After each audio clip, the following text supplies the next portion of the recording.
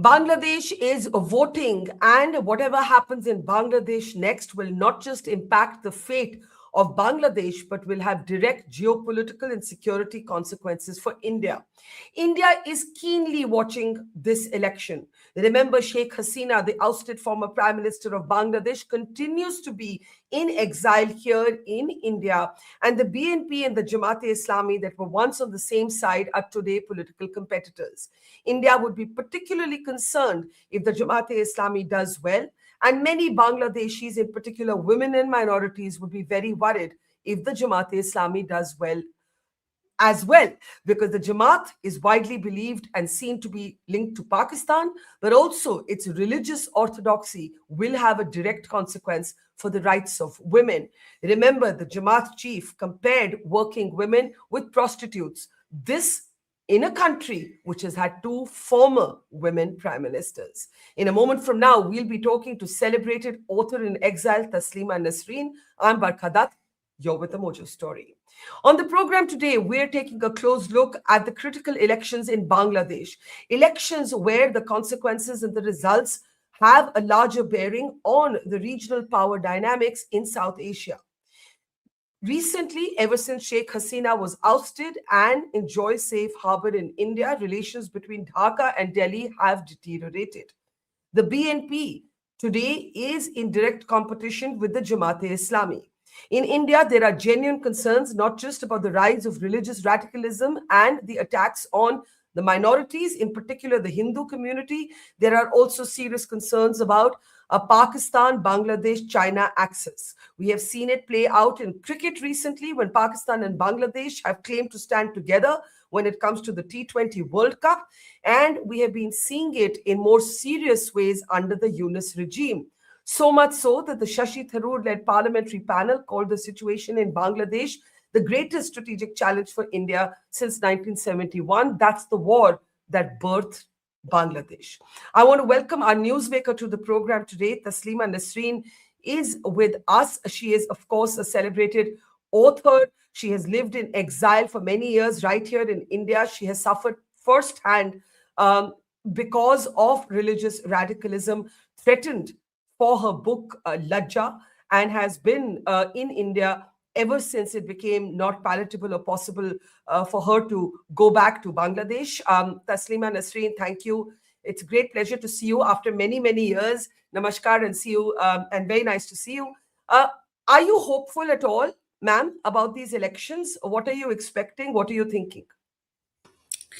Yeah, I hope that a secular political party will win the election and will form the government. And I hope that Jamaat-e-Islami will not win this election. But unfortunately, because of the absence of Awami League, Jamaat-e-Islami would be the main opposition party.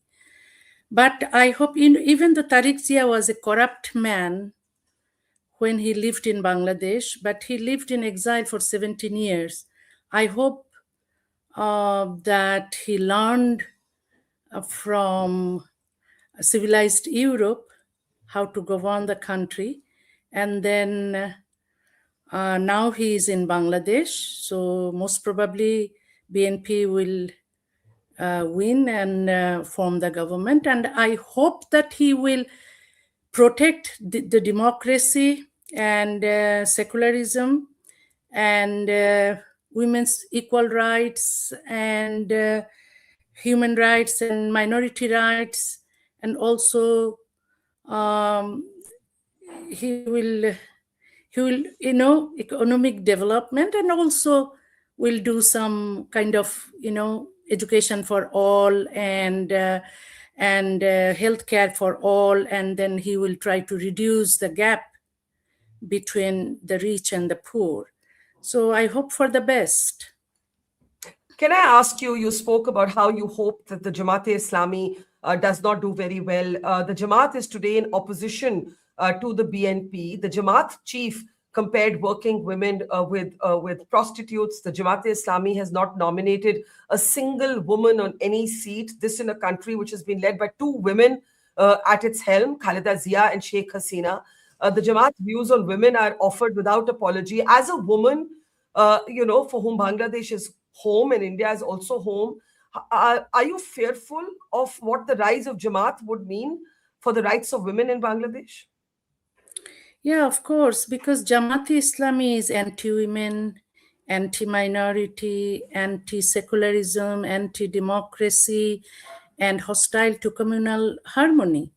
So we all know that Islamic fundamentalists and jihadists are against women's equal rights, and they want women to wear burqa and niqab. And you know what is happening in Afghanistan? They want to make Bangladesh another Afghanistan. So in Afghanistan, women do not have the right to go to schools and also to take a job and to become independent. So Jamaat-e-Islami leaders uh, treat women as sex objects and slaves of men, and also childbearing machines. They for all working women, for them, the working women are prostitutes. So you can imagine how misogynist they are. If they win the election, then I think that it will be disaster, because there will be no democracy. They will use democracy to welcome theocracy, and they will implement Sharia law, and minority people will be persecuted, and they will be forced to leave the country, and the women will not have any rights. And so it will be disaster, of course. And so that good that they will not. I heard that most probably BNP will win the election. That I think that democracy should be restored, and Awami League should also get the opportunity to return to politics and participate in elections. And the main opposition party should be secular parties like Awami League or BNP or other left parties. And the Jamaat-e-Islami, I don't think that should actually get the chance to do the politics, because it is, if Bangladesh become a secular country, then religion-based politics should be banned. And because Jamaat-e-Islami was against Bangladesh's independence, and the Jamaat-e-Islami people they were the collaborators of Pakistani army in during 1971 liberation war, and they did not want the independence of Bangladesh, and they think that they got independence in 1947 and they got second independence in 2024. So how, they are against against Bangladesh. So not because of that. I think that religion-based politics and dynasty politics it must end. You say that the Jamaat were collaborators of the Pakistan army. You must be following the concerns in India about the increasing footprint of Pakistan in Bangladesh, the connections between the Jamaat and Pakistan, how under Muhammad Yunus, Pakistan and Bangladesh have renewed their ties. We've seen it in everything from cricketing politics to geopolitics. How do you see this reconnection between Pakistan and Bangladesh, and how concerned are you about it? Yeah, it is very, very unfortunate. Actually, everybody thought that Yunus got Nobel Peace Prize, so he will bring peace in the country. Actually, he did not bring any peace. Rather, he created chaos, and that he encouraged all the mob violence and jihadists to rise, and he made all the terrorists free from the prisons. So and he was so pro-Pakistani, and he also wanted to erase the history of Bangladesh Liberation War. And so all these jihadis and Islamic fanatics supported Yunus. They brought Yunus from Europe to come to Bangladesh and take the power after Hasina. So we thought that maybe Yunus ultimately will not support jihadis and fundamentalists, but he supported them, and he wanted to stay in power. I think that as long as he is alive. So good that there was an election, and good that Yunus had will leave this government, and then the elected government will rule the country, not anymore Yunus, not anymore his followers, all these jihadis and fanatics. Because I told you that they are all misogynists, they are all against our independence, against women's equal rights and human rights and secularism.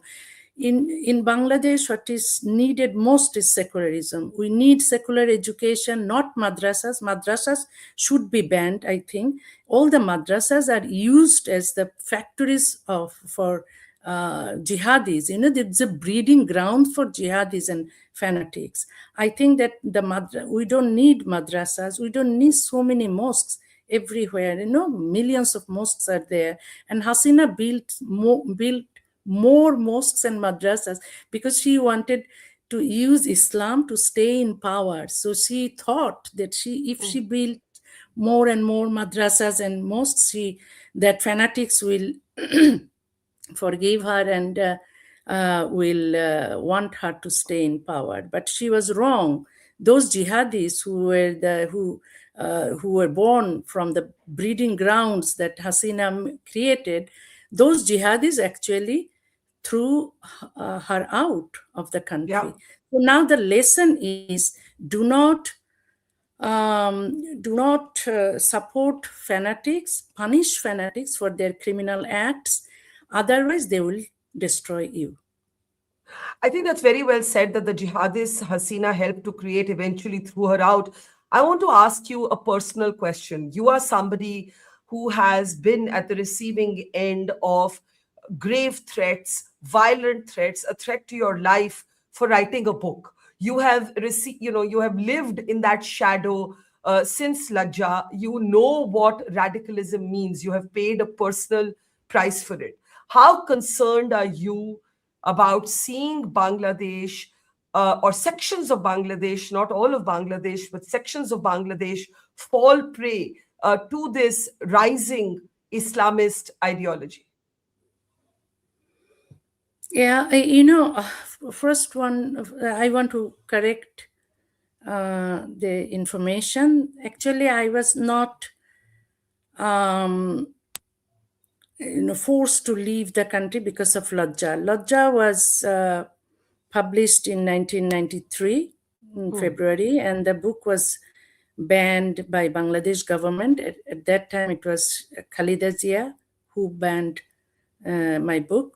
But Islamists and jihadis were angry with me and issued fatwa against me and put price on my head because of my criticism of Islam. So I think that Islam should not be exempt from critical scrutiny that apply to other religions, and Islam has to go through the enlightenment process that other religions have gone through by questioning the inhuman, unethical, unscientific aspects of religion. So because of my criticism of Islam, that fundamentalists were angry with me. And why did I criticize Islam? Because I wanted women's equality. And if I want women's equality, and then this misogynistic religion we must fight against this misogynistic religion and also patriarchy. So I was very critical of Islam as well as other misogynistic religions and also patriarchy. So the religious fundamentalists were very angry and they wanted to kill me. So now I have been living in exile for 31 years. It's a long time. What does that do to your sense of home? What is home today for you? I actually have no home, no country, but people who sympathize with me, who love me, respect me, and also they, they believe in women's equal rights, the feminists, the human rights activists, and secularists. They are my home. They are my country. Well, that I think you'll always have that. Let me ask you to come back to Bangladesh. The BNP, if the BNP forms the government and Tariq Rahman is the next prime minister, what are your hopes for India-Bangladesh relations? India is somewhere that you have lived now for many many years. I think many Indians may think you're Indian because they have seen you here for so long. Actually, we They, are culturally Indian. Although that, Bangladesh, 1947 is not everything. My ancestors were Indians, yeah, so we have the same soil, we have the same music, same culture, same language. So yes, why should I yes. be called foreigner here? No, no, absolutely. And therefore, I want to ask you, what are your hopes for India and Bangladesh after this election? We have Sheikh Hasina, who has sought safe harbor in India. She continues to be in India. She would probably not be allowed. There is concern that there would be a danger to her life if she was sent back. So India will not send her back in these circumstances. If Tariq Rahman does win the next election, he is the next prime minister. India and the BNP didn't always have great relations, but today the BNP would be considered the best bet available.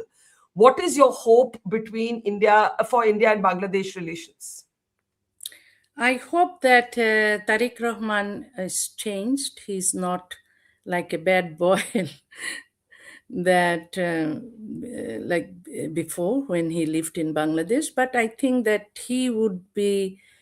um, he would try to make a good relation with India. He will not do the mistakes like Yunus, because Yunus is hated by everyone except the Jamaat-e-Islami and the Islamists in Bangladesh. So I think that he will try to make the country better. Even though Well, let's when he entered the country, he said that he will follow the ideologies of Prophet Muhammad, which is a very bad declaration, because then does he believe in theocracy rather than democracy? Because we Bangladesh people and we who are forced to live outside Bangladesh, who love our country, want the democracy now, because it is very we urgently need democracy in Bangladesh. So now he was talking about Prophet Muhammad. Actually, then I was wondering whether he wants to use religion or use Islam to stay in power or to become popular.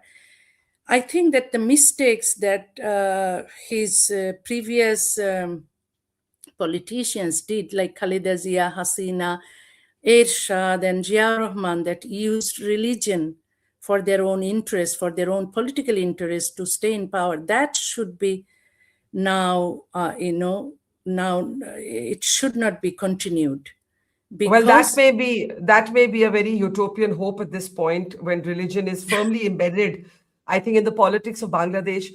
Can I just ask you in the end, ma'am, when was the last time you went or you were in Bangladesh? I was thrown out of Bangladesh in 1994, 31 years ago. Then, when Hasina came to power, I returned to Bangladesh because my mother was dying, so I wanted to stay with her, even though she did not want. And then my mother died after 3 months, and then she forced me you know, to leave the country again. So it was in 1998. I was in the country only for 3 months. Do you think that after tomorrow's result, you may want to visit again, or do you think, would you wait to see what kind of government takes shape? And what you said, that it is utopia, that I'm thinking that it will be, the country will be overnight a secular country, and the religion and politics would be strictly separated. It is utopia. It is also utopia that I will be able to return to the country. So I don't think that it will be possible for me to return to my country. But You said culturally we're all Indian. Why do you think in the recent months Hindus have been targeted in the way that they have? yeah, because it is nothing new that Hindus were targeted. Hindus, the population of Hindus was 29% in 1947. Now it is 8%. What happened in between? So no political party actually protected Hindus, and or the Islamists for their own ideologies, for Islamic ideologies, or for the greed for their land, actually persecuted Hindus, so that out of fear Hindus will leave the country and they will loot Hindus' houses and shops and properties. It happened. So during Zia's time, Ershad's time, and also Khaleda Zia's time, even in Hasina's time, Hindus were persecuted. Hindus had to leave the country out of fear. Hasina could not protect Hindus. So now, Tariq Zia declared that all people, regardless of their religion and classes and castes and gender, all will be protected. If he, after winning the election, if he Keeps his word. Keeps his word. his promise, words, then it will be okay. It will be fine. It will be maybe another utopia, but I hope that he will try to try to make the country better again. Well, we should know in a couple of days what happens. Thank you, Taslima Nasrin. You have seen a lot in your life, for speaking your mind, for being who you are, for being your authentic self. And we wish you more power and luck. Thank you very much, ma'am. Thank you. Take care. See you soon. Thank you so much. Bye. It's great to see you here. Thank you for watching our work. If you haven't subscribed yet, don't forget to click the bell icon and subscribe to Mojo Story and support independent, robust journalism.